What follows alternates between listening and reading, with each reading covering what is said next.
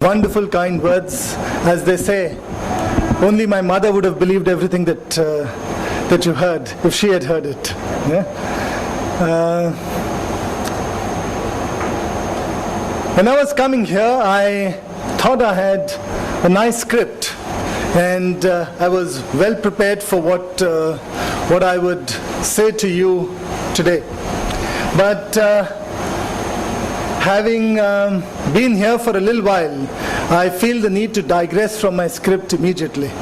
And I want to start off with a confession, and maybe more than one confession to start off.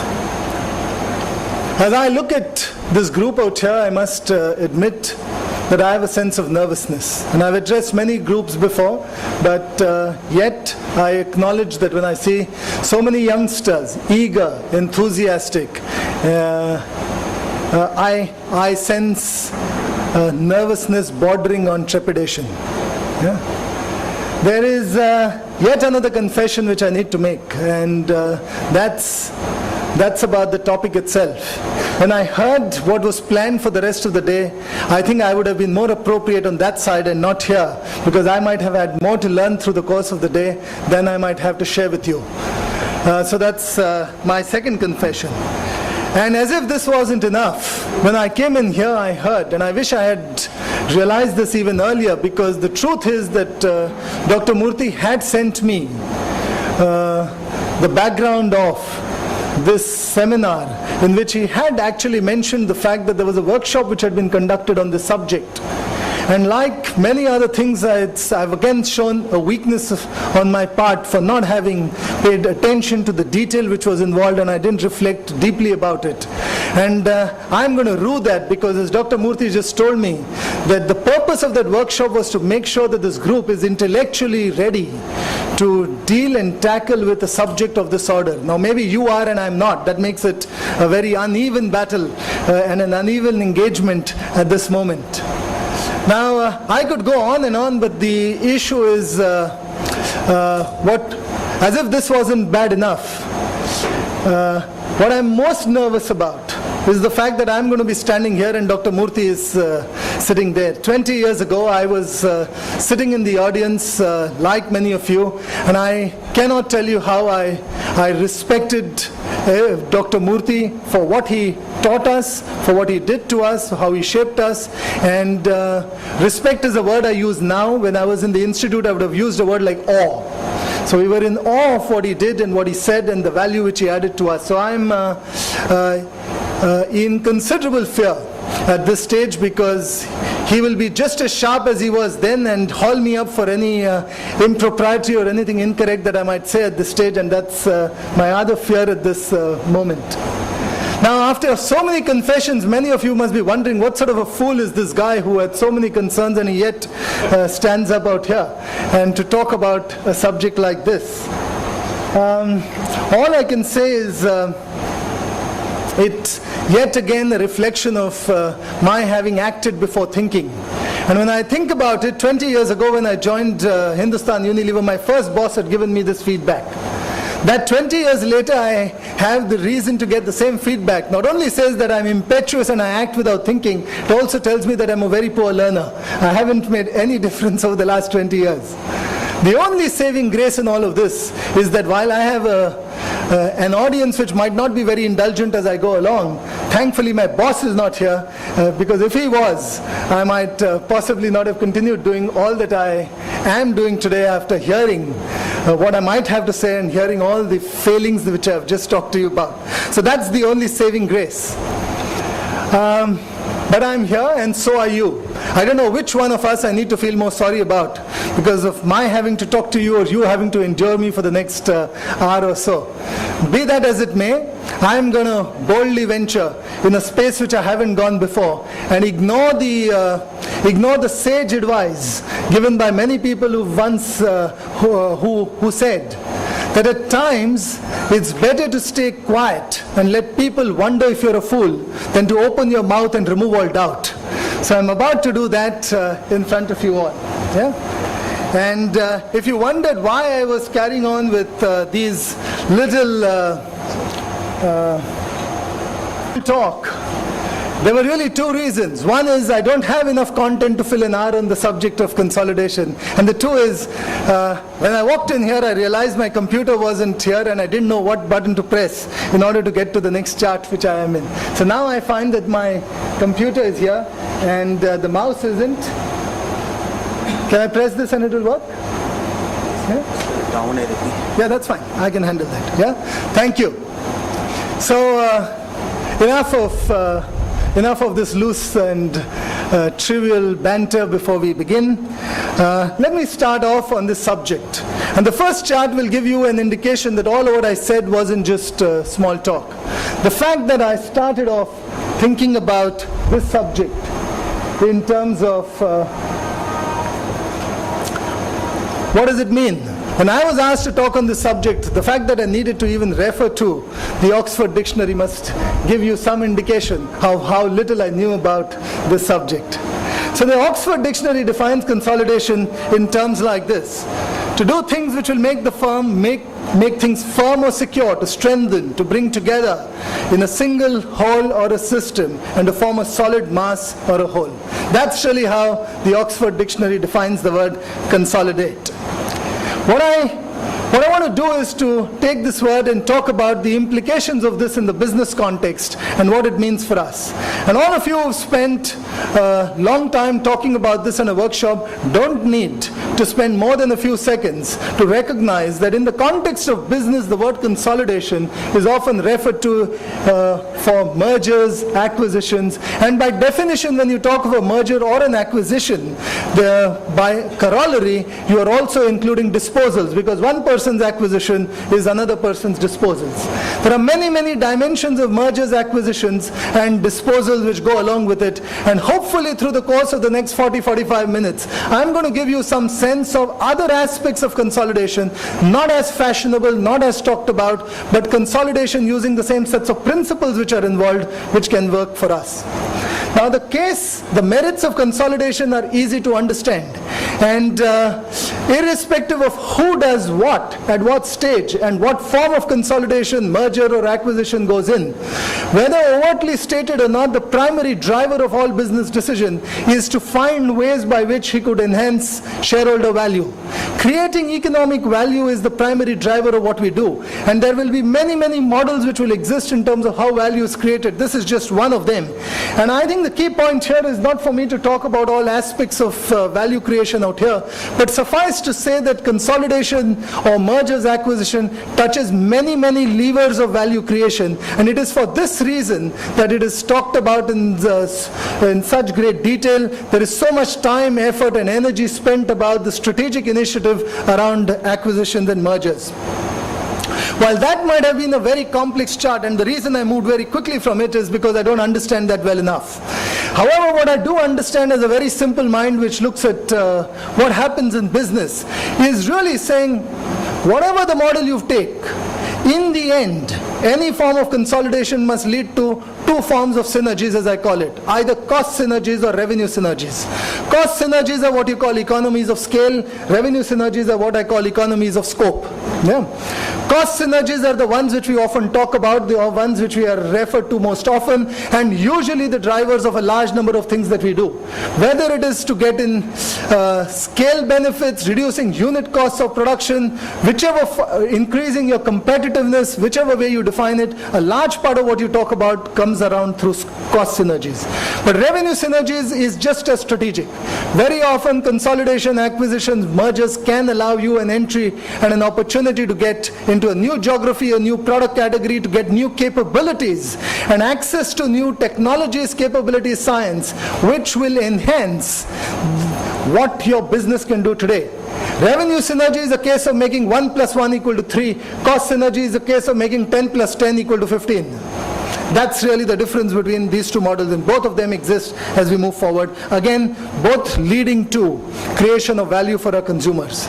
And it is, if you trace the history of the last many years, you will find that the level of this activity has gone up quite sharply, from just under 1 trillion of this activity in the year 2000 or 1995 to over 3 trillion worth of such deals happening by the year 2000. And the drivers of all of this, again, I will move very quickly because this is a large amount of theory, and I I don't think you need to spend any more time on this. For reasons which are obvious to all of us, as the white spaces, as we call it, reduced, as penetration and consumption and basic market development got over, organic growth slowed down, globalization allowed for easy flow of capital, people and information, availability of capital, risk finance, financial engineering, and the maturity of stock markets, which led to high valuation, allowing people to structure deals, not using cash and reducing the one limitation which people assumed which could come in the way of this, which was the availability of cash. All of this led to a situation when there was a very dramatic increase in the rate of such deals taking place across borders. However, as everything else, things change. The interesting thing in the year 2000 was that just after that period, we saw this activity coming down. Now, you don't have to be as old as I am. For many of you, you would recognize what was the event which took place in the year 2000, 2001. Can anyone tell me what happened which could have led to a situation like this? Sorry? No. It was the internet boom which was there, which had led to very, very high valuations which existed, where people believed value could be created out of virtually nothing. Collapsed. And there was a new reality which dawned, which led to new sets of valuation, and of course many other things happened, which made people question their ability to create value through the deals which they were structuring at that point in time. And after that, gradually again we've seen this thing going up. I would hazard to say that if you were to look at it 1 or 2 or 3 years later, you might once again see reductions which take place. And all this is really saying that human behavior follows certain patterns. When you have long periods when everything goes well, you become overly optimistic. Sometimes judgment gets clouded. You push the boundary of what is right, push the boundaries of what works, and then you have some fall. And then you recorrect, you find a new base, and life starts all over again. And this history of mergers, acquisitions across the world follows a pattern no differently from that. The interesting thing is, and most of you would have spent a lot of time seeing the strategic and the economic rationale for why we should have for activities like this. The truth is, despite the high intensity acquisitions which have been going on, and by no mistake have they started in the 90s, they've been going on for the last 50, 60, 70 years. Ever since industry has been around, they've been going on and increasing in intensity. The truth is, despite all the reasons why there must be more and more of these mergers and acquisitions, recent studies, not even recent studies, all studies done by a large number of players have some very revealing facts. And the revealing facts are, and this lists down all the different people who've carried out studies over the last many, many decades. And the two on the right are more recent studies which talked about how between 70 to 80% of all mergers and acquisitions destroy value. They were designed to create economic value, and between 70 to 80% of all deals destroy value. Now, it would be legitimate for many of us to reflect and say, despite the very strong strategic cases which are articulated, despite the strategic rationale which has been talked about, what goes wrong? Why is it that you end up in a situation like this? Now, the knowledge of this is important so that you can create safeguards. This by no means takes away from the case for consolidation whenever it's required. And if you sense in the conversation over what I share with you, more cases which I talk about where things have gone wrong, it is only to caution us that this is not a panacea for all our ills. This is not a panacea for all our problems. It is a key tool, a vital tool, a strategic tool, but a tool which needs to be handled with care. If handled incorrectly, it can lose value for us. What I wish to do is to start off with case studies. That's all the theory that I wanted to talk to you about. And I'm going to pick up a few marquee cases which had grabbed the attention of the world first, and talk to you about what went right, what went wrong, and my view in terms of what it could have been. I accept that because it's my judgment and my subjective view, people in the audience can have a different view, but that's fine. I will then move on to talking about Hindustan Unilever and a few cases. And when I'm talking on that, at least I'm on slightly firmer ground in terms of sharing with you what the thinking was when we went into and did what we did, and what the outcome was. Some worked well, some has not worked well, and if you find me talking about what's worked well, you must just pardon me, I'm a little biased when it comes to our company. Yeah? But let's stay with the first first case which I want to talk about, the AOL Time Warner. Most of you would remember both of these companies, but let me just state a few facts. AOL was a company which was a young upstart, come up in the internet age. Set up in 1992, it established revenues of 8 billion, was primarily an internet service provider, a little bit of e-commerce which it carried out, and you know what, had a market cap of 140 billion, significantly higher than Time Warner, which had been around for over 80 years, 30 billion in revenue, 6 billion in EBITDA, and a market cap of 110, 112. Two very strong and solid companies.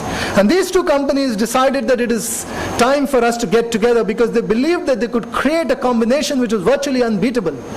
And the reason they felt that it was an unbeatable combination was simply saying, imagine the power of two companies coming together. One of them owns content of the sorts which nobody else has, and the other one has access to the last mile. Imagine if you have the access to the consumer, imagine you have unbelievable content, and imagine the possibility of combining these two, creating packages which could lock in the consumer and create value long term. That in simple, this thing was the strategic rationale for this deal. Yeah. However, life wasn't as simple as this. Many things went wrong.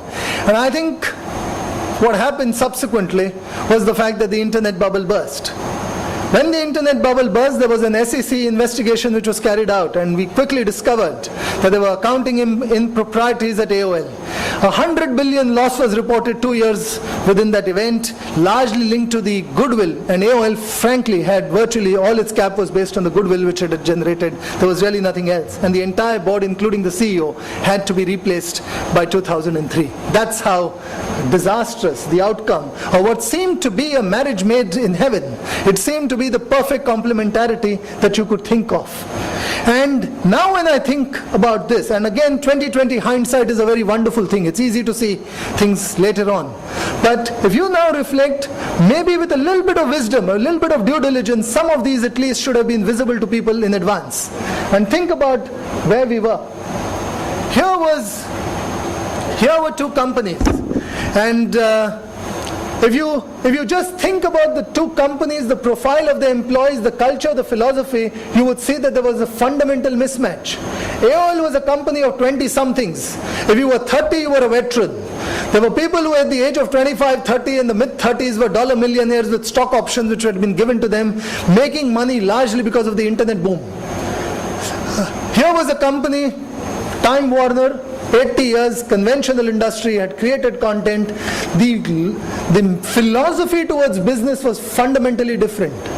Post this acquisition, whether we like it or not, it led to a situation where one company and a set of people felt that they were winners, the other felt that they were losers. Now, how do you integrate an organization when a large number of people feel that they've lost out and they were losers in this deal? The issue of losing critical people, and many people left, was not a trivial issue, and that's what happened. I think there were one or two things which were unfortunate. Nobody could have predicted that the internet bubble would have burst at that point in time, in that circumstance.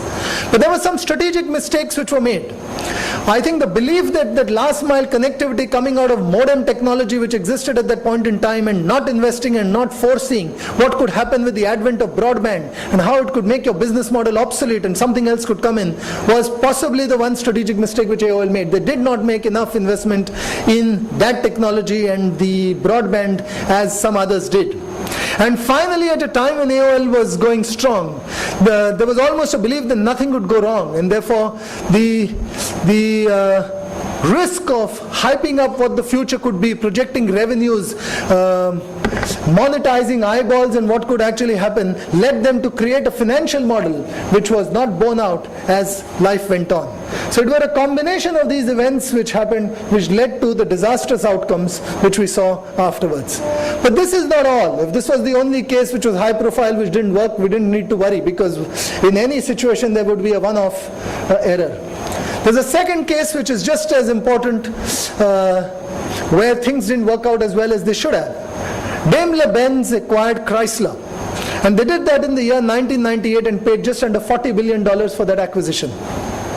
And the rationale again is what I put down here. A complementarity in the product portfolio, the ability to leverage joint skills, the precision engineering coming from the German giant, the focus on design and styling which came in from Chrysler, the geographical complementarity and strengthening their positions both in Europe and in the United States where Chrysler was strong. There were many reasons which were articulated to say what this wonderful strategic fit of this acquisition was.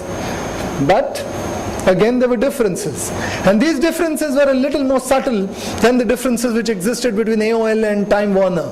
But the lack of cultural fit, once again, the German mindset and an American mindset is very different.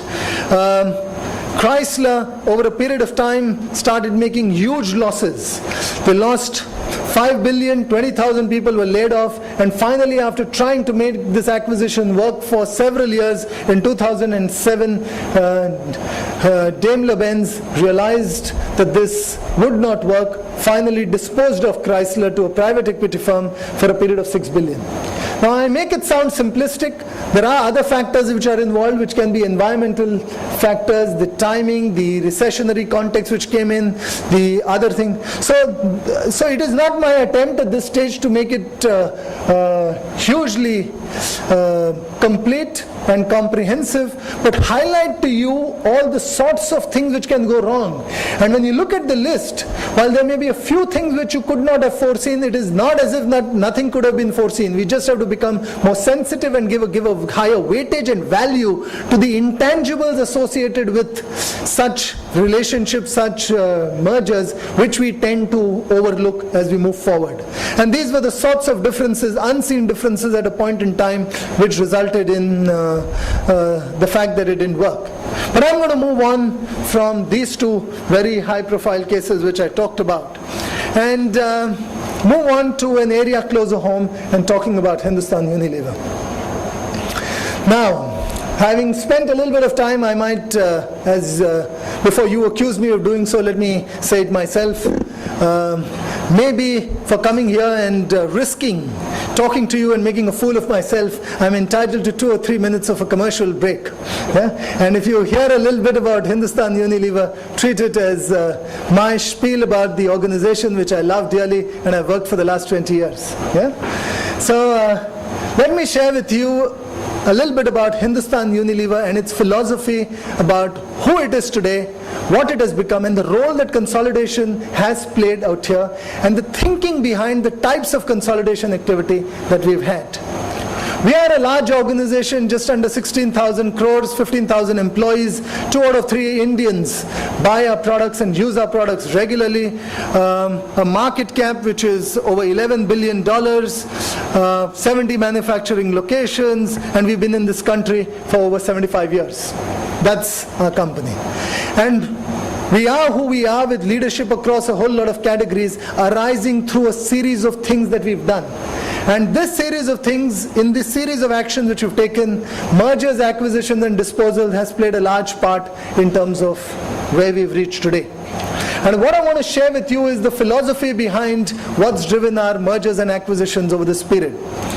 One of it has been our purpose. What's our purpose? What's our mission? What's the reason for our existence? And the second bit is the philosophy with which we've been in this country for the last 75 years. We may have been a multinational which came into this country, but we've never thought of ourselves as a multinational. We've thought of ourselves as an Indian company and believed very strongly that what's good for India is good for us. If India progresses and prospers, we undoubtedly will. And this was not some philanthropic or charitable notion. It was in our enlightened self-interest to realize that it is impossible to have the future and progress of any corporate which operates in a society to be prospering if the society in which you live does not prosper. So the needs of your society and the needs of a corporate cannot be delinked over long periods of time. They will go hand in hand as we move forward, and you will ignore this at your peril. There may be short periods of time when you could manage to do one without the other. In the fullness of time, I have not seen a successful business in a failing society. It cannot happen. Yeah? So if you keep this in mind, we had a vision But the words to this vision have been given more recently, but the thinking behind it and the actions behind it have been consistent for 75 years, and I'll talk about it. And we genuinely believe that if it is good for India, it will be good for us in the long term. We also have a purpose, and that purpose is to add vitality to everyone's lives. And that means that we must meet the needs of nutrition, hygiene and personal care with brands that help people feel good, look good and get more out of life. Just keep these two things in mind. This is what we want to do through our brands, and we want to make sure that our actions are consistent with national needs, national priorities and national progress. Now when you look at this chart, it might be a little easier for you to start seeing the sorts of things which we've done. And while you may not be able to read the details of, I'm sorry if I'm coming in people's way,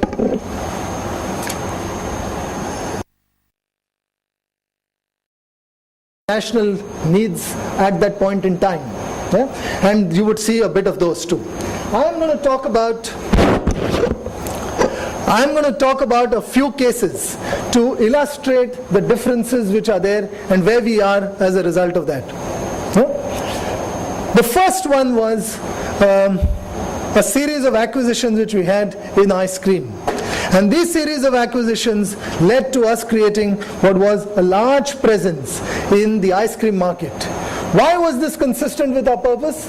Why was it consistent with Unilever's long-term interest? Unilever has a long global presence in ice cream. We had no presence in India. And we wanted to establish a category very quickly, establish a presence, capabilities, infrastructure, network in a very short period of time.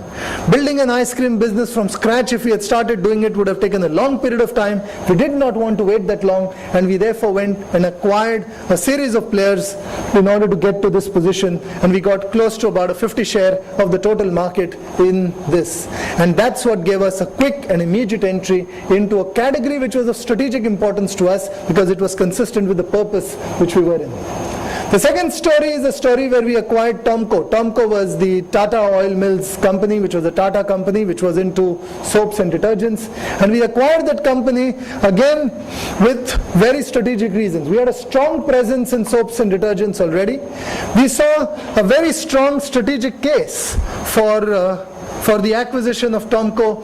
We had brands, and there had a few key brands, but even more importantly, we saw strong geographical complementarity in the pockets where they were very strong and the pockets where we were strong. We saw complementarity in the production capacities and the locations where the production capacities were there, and we saw arising out of all of this scale and synergy benefits. And we did this very, very quickly after liberalization. It was clear to us that till the early 90s, this space was not open. You couldn't do any of this. And we were fast off the blocks through the early 90s to do this, because if we hadn't done this, somebody else might have, and we could have lost this opportunity very quickly. Allowed us to get to market shares in excess of 50% in this category when we did this. The third example really is an example of plantations. And this is an example of divestment which we carried out in order to carry out what we think is consolidation of the business which we are in. Through an acquisition of Brook Bond which took place across Unilever, we got into plantation, because Brook Bond as a philosophy was a backwardly integrated company with plantations which supported the tea business which they were in. Now, in some of this, there is no right or wrong, and sometimes business goes through cycles when people say, you know what, it's great to be vertically integrated. At other times, people say it doesn't really make sense. Just like at times people say focus is important, other times they say diversification is important. So I'm not here to preach one or the other. I am here to basically share with you what the history of the thinking was and why we did what we did at that point in time, and what our beliefs is, and it works for us. It needn't work for everyone in this stage.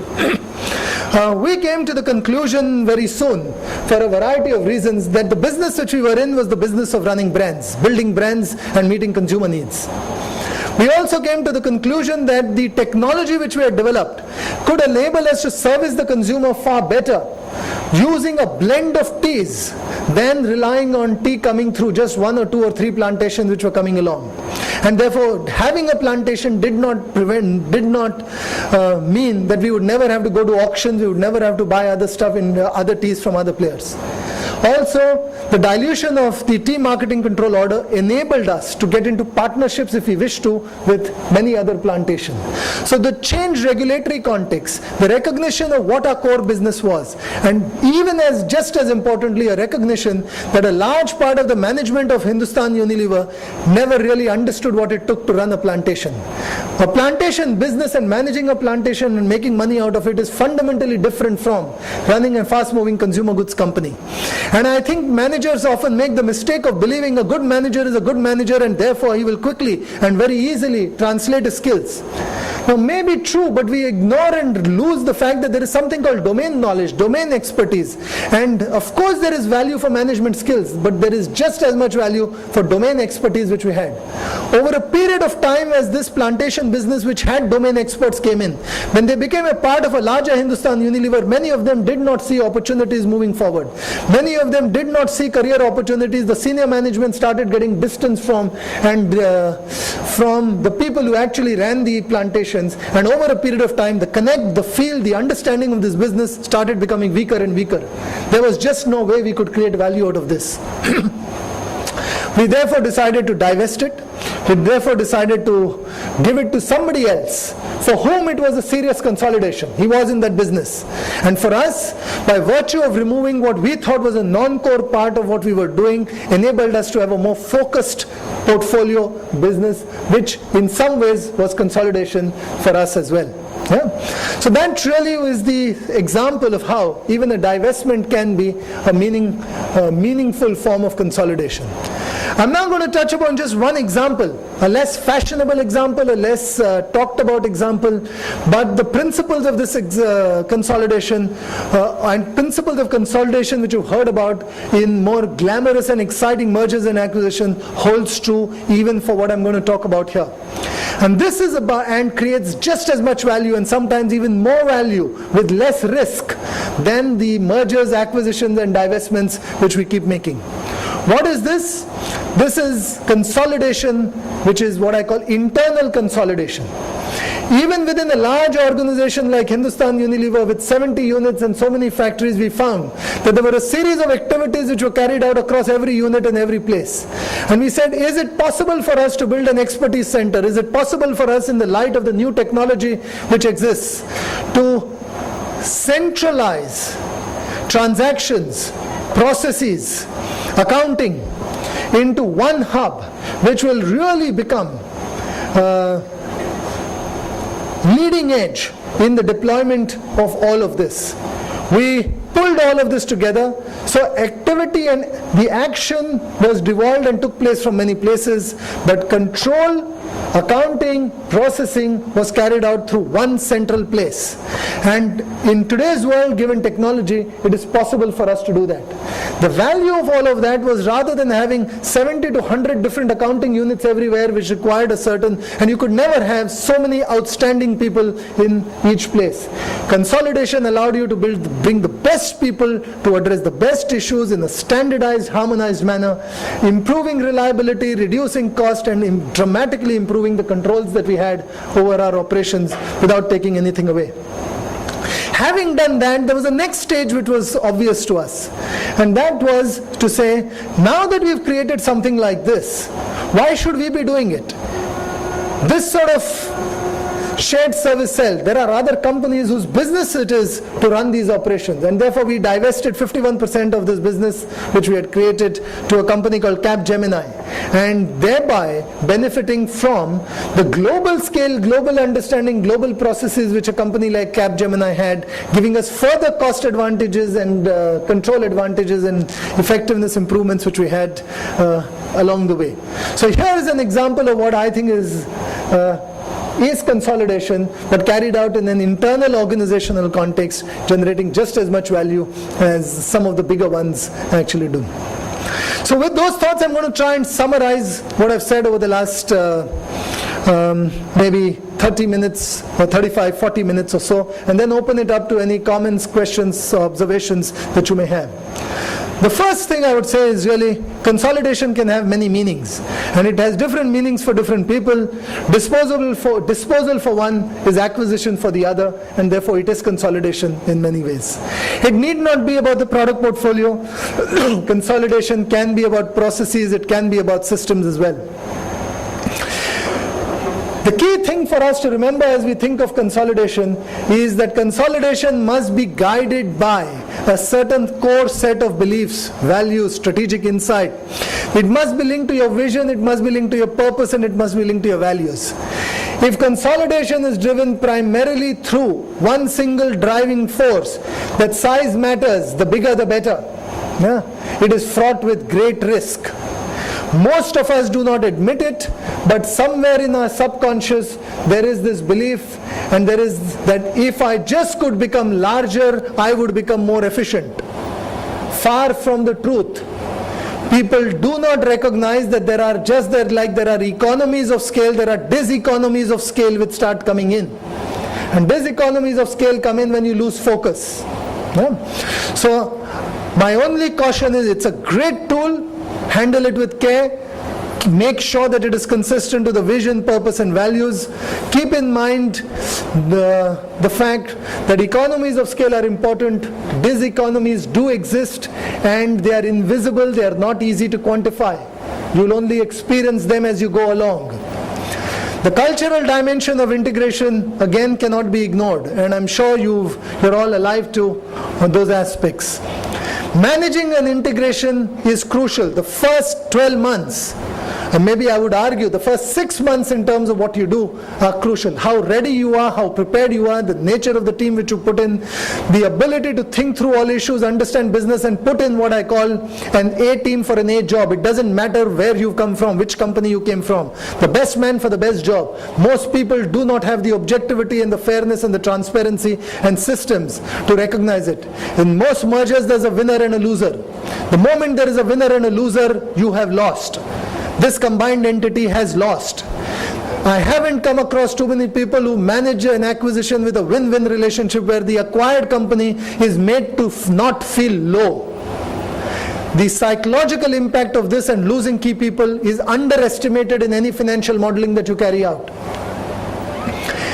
And lastly, I want to caution you about some of the pitfalls, because a large part of what you heard, you'd say, yeah, that's known. Yet why is it, after all of nothing where I've said is rocket science, why is it that after all of these things which are known over so many years, there's enough literature over this over so many years in terms of what goes wrong? Why is it that 70-80% of them do not create value? And here I can only say is what I call deal heat. As you go through this process of acquisition, you become emotionally attached to making that happen.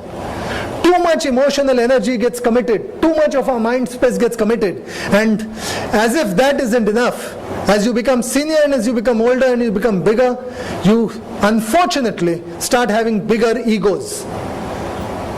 Most deals fail because the ego comes in the way and stops you from walking away. Most deals fail because you then start building in, because of your ego, the best case scenarios for upside without accounting for the potential risks and downsides which can come in. And therefore risk analysis, sensitivity analysis is not done as rigorously as it needs to. The other aspects I've talked about in great detail, I don't want to spend any more time, which is the cultural aspects of what goes wrong. And that's the loss of morale, the lack of cultural integration which takes place. And the third aspect again which I've touched upon is economies of scale are easier to understand, diseconomies of scale are not easy to understand. In my experience over the last 20 years in this organization, I've grappled with one issue. And that one issue is how do you balance scale and focus? This is the perennial question for all managers at all points in time, and there is no easy answers. And the reason it is a tough question for all of us is because the benefits of scale can be quantified and put down into a spreadsheet. The potential loss of value because of lack of focus is not easy to do, it's a judgment. And there are very few brave managers who are willing to put their judgment ahead of what the financial models show you, and therefore say, maybe this shows that we should consolidate and go in with scale and combine these two further. My gut tells me that we will lose more out of this because of the softer aspects associated. It requires a brave and courageous man with real deep insight into business to be able to make calls like that, and most of us fail when it comes to this, and that is why history repeats itself again and again and again as we move forward. And lastly, the domain knowledge which I talked about, never ever underestimate. Don't have such an inflated ego where you feel because you've done one job well, you'll do the other job well. Don't have such a low opinion of what others have done in their field. And if you are humble enough and are grounded enough to acknowledge these and use this as a mirror for yourself when you get into any deal, I suspect that we would reduce the possibility, or certainly reduce the proportion of deals which go wrong. Deals will always go wrong. If you had a situation where only 5% of the deals didn't create value, I would feel worried as well. Because we aren't being adventurous enough, because we aren't taking risks, sufficient risks, because therefore we may be losing many opportunities to create value because we are conservative. So I am not a person who advocates risk-free behavior as we move forward, but equally, when you have facts which tell you 80% of them do not create value and you ignore them, you're being foolish and stupid. And I don't think you're entitled to that, because in the end, this is not your money. This is shareholders' wealth which you're dealing with, and it is only your ego which you're pandering to. And these are the two things that you must always bear in mind before you move forward. Yeah? So that's really all that I thought I'll say to you. I've talked about all of this in considerable detail. And with those few words, I'm going to stop at this stage and leave the floor open to any of you if you have any questions, comments which you might wish to raise. Thank you all for your patient and indulgent hearing. Yeah?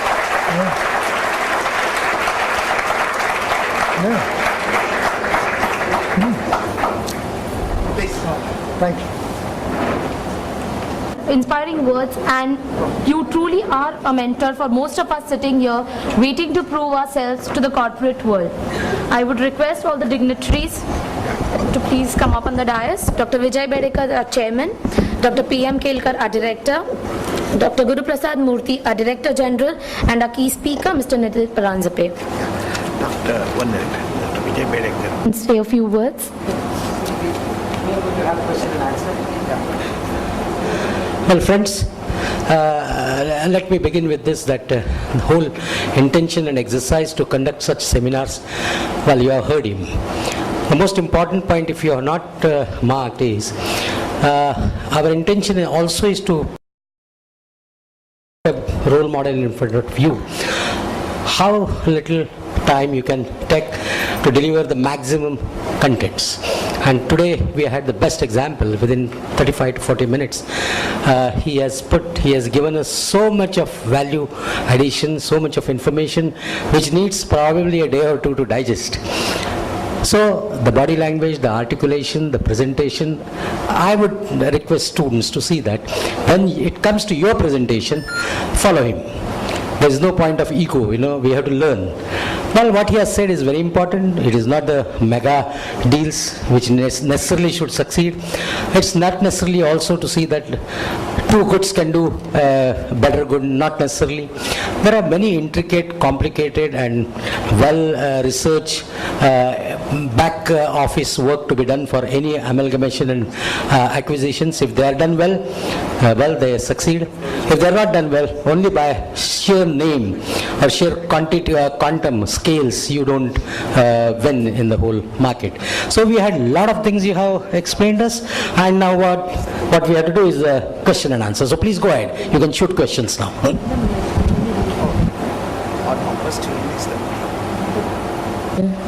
Don't tell me you don't have any questions. I'm delighted.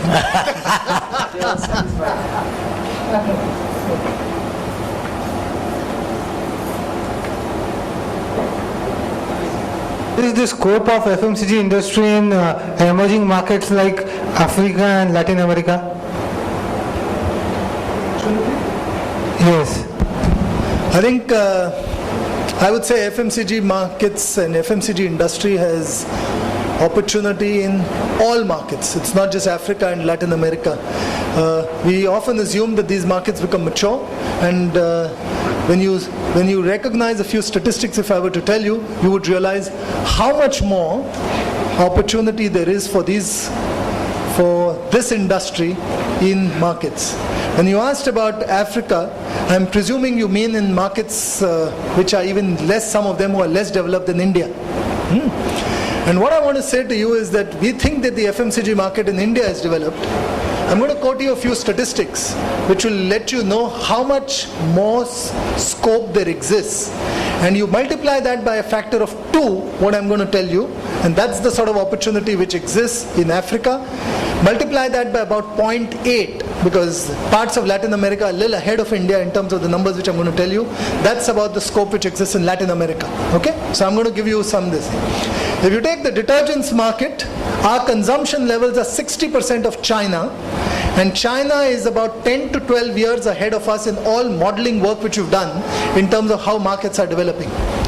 In the area of shampoos, we are about 30% of China's consumption, which in the area of skincare markets, we are about 10% of China's consumption, and in the area of ice cream, we are about 10% of consumption.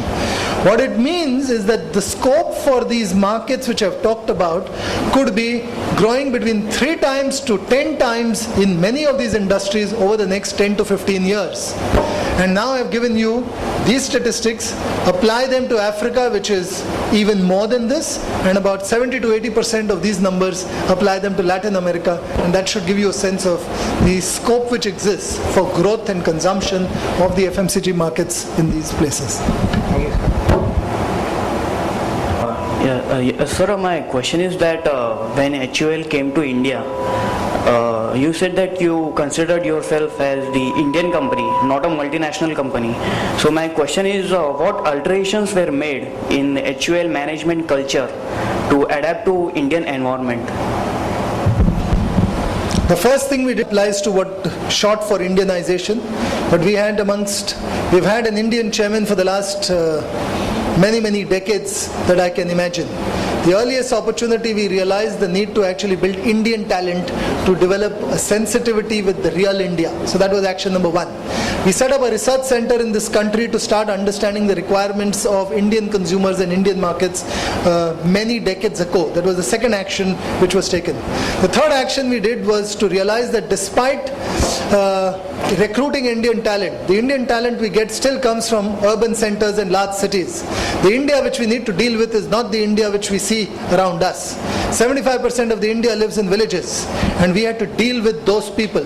So every person who joined this company as a management trainee, and I was one of them, was required to go and spend 2 months living in a village, not traveling to a village, but living in a village. Living in a village which did not have a road, which did not have electricity, and you stayed there and lived there to understand the life of what I would call the Bharat as different from India, and feel for the issues which they have, and therefore start doing something about it. Yeah? What else did we do through our actions? There was a stage when the government wanted anyone which was a foreign company and a multinational to meet a certain obligation in terms of balance of payments, because we were a balance of payment starved nation. We got into exports in areas which had nothing to do with what Unilever did. We got into garments, we got into marine, we got into leather, we got into textiles, exporting these only so that we could generate foreign exchange and meet the national requirement of meeting a balance of payment criteria. So these are the sorts of things that you would get a sense of saying, through as life went on at different stages, we were alive to the requirements of the nation at that point in time and responded accordingly. Today, for example, we've divested many of these because they are not core to us, and balance of payment is no longer a national issue, and therefore we've divested them.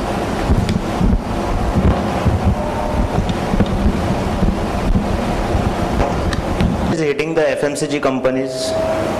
Hitting.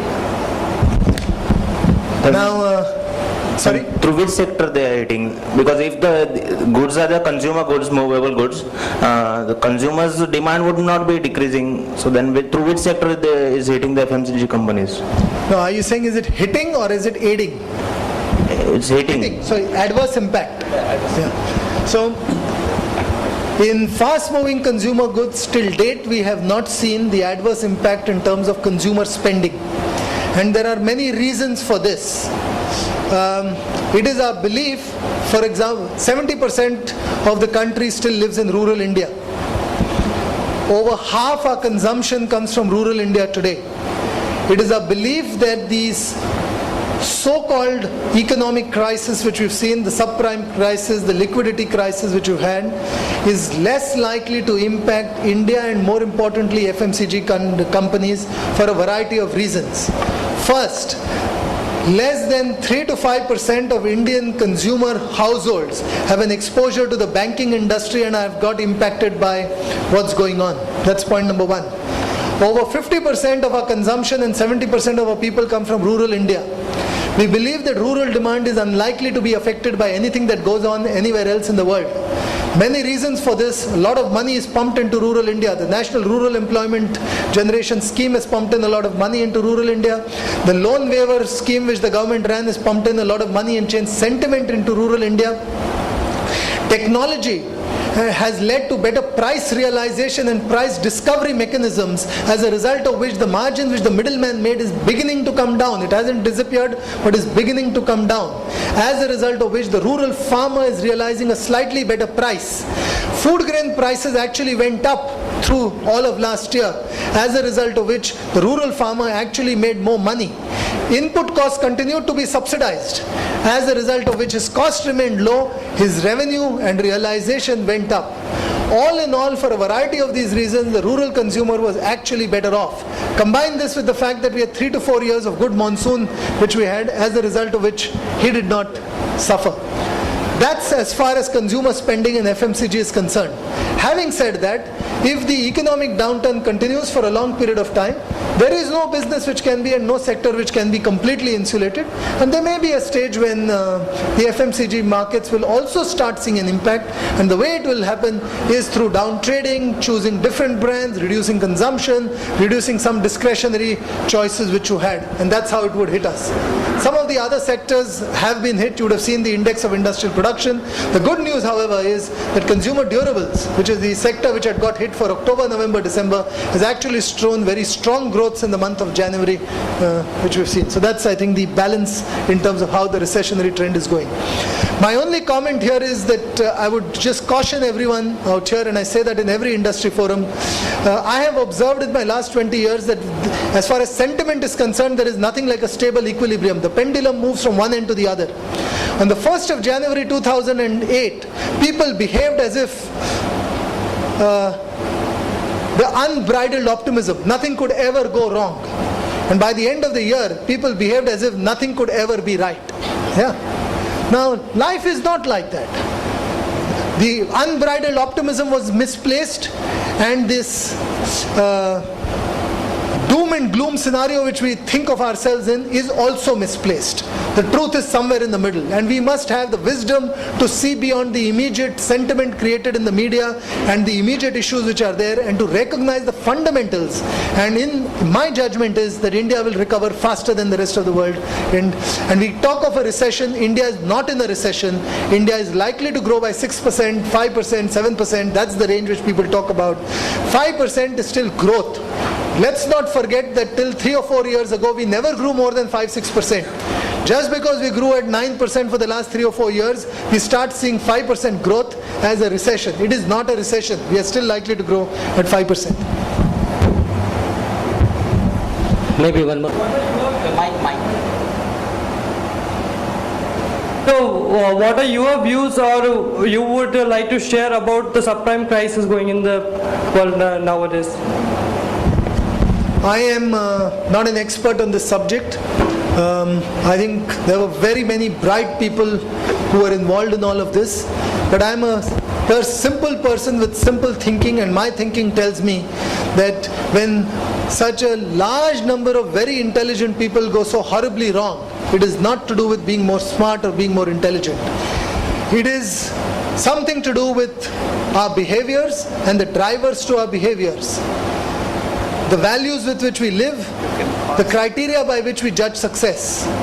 When we live in a world when materialism and materialistic dimensions are the only criteria by which we start judging success, I'm afraid that common sense and judgment gets clouded. I'm afraid that we will make mistakes, and we are too smart to be able to even justify some of the decisions which we make, and therefore we will keep repeating those mistakes again and again. So my comment out here is I do not think any further laws are going to prevent any further crisis. After Enron, we had Sarbanes-Oxley and the most draconian acts which took place in the United States. We felt more regulation would solve our problem. It did not. Regulation does not shape character. Regulation does not shape values. And unless you have character, unless you have values, unless you have a belief that you will do what is right, the world unfortunately will keep having these issues again and again and again, and this is the price which we will pay for being misguided in our actions. That's all I can say. Well, thank you, sir. And we are coming to an end of this session. And before I hand over my mic to Dr. Murthy, what he said at the end is very important. See, more regulations, or you cannot overcome the crisis by simply controlling it by means which are not within the domain of a human nature. Now, if you don't have a character, if you don't have a conviction, if you don't have a commitment to your own nation, here I nation means your own environment and your own people, nothing can change. Nothing can change. We are seeing it in America. There, as he says, many draconian laws are coming. Thanks to our government, still they are not following that mode of operations yet, but we are not very sure. I would say that such mentality, such mindsets are existing. Liberalization of industry has taken place, but I hope the same this thing is applied to education and many other fields if country has to progress. And the most important thing I feel what he has said about his is a multinational, but they have taken a care to see that it is an Indian company. Try to understand, it's a big message. I can just tell you, because you are very young, if you have seen the advertisement of Cadbury about 20 years back, which was a more westernized advertisement, and if you see the advertisement of Cadbury now, they see a extended family where grandfather is there, father is there, and so many other family members are there. They have just want to communicate a message to you that this is an Indian company, this is the Indian ethos, this is the Indianness in Cadbury, that we are a part of you. So that's a beautiful idea for the advertiser. I'm not going to tell you some of the advertisements which are exactly opposite. They are trying to impose on you the westernness, the many other values which are not very familiar with you and me, and they have failed. Now, last but not the least, friends, as a doctor, my pharmacology teacher used to tell me that don't learn your pharmacology through your medical rapes. You must know, as a doctor, you must know your own pharmacology, and the message was that they come as a marketing guys and they try to tell us only one side of the story. So, as a doctor, we should know what is what and what is not. As a management students, of course, don't learn your management from advertisements and what is appearing in the media. It's something more deeper than that, and that is the reason why you are taking education here. Well, friends, you'll understand what I say. With these few words, I request Dr. Murthy to continue further. I just want to give some messages to the students from this speech, the brilliant speech. It speaks volumes. First is brand equity of Hindustan Lever and Jamnalal Bajaj, and of course the Paranjape that is there in him. Second, very important message for the student. See, you may get fascinated by what we teach you in the class, in finance classes. NPV is positive, IRR is higher than cost of capital, so go ahead. It is not like that. Hard skills and soft skills, that's what he said. The hard skill and the soft skills, the cultural issues have to be taken into account. And mark one particular sentence which he said, which we use in the classroom in Jamnalal Bajaj and wherever I teach. Decision making starts where the formula ends. The intangibles have to be assessed and the imponderables have to be evaluated. I think this message is drummed almost in every class towards the end in management accounting and business finance, so that you are not overawed by the formulas that we present in the class, you see. So please remember this, it's not just formulas. Formulas don't drive business. Formulas are a guide or aid to business. The rest of it is gut, and you must have the courage to articulate your gut when there is a situation. It's a very important message you should carry from his speech. That is, the students, please note. Thank you.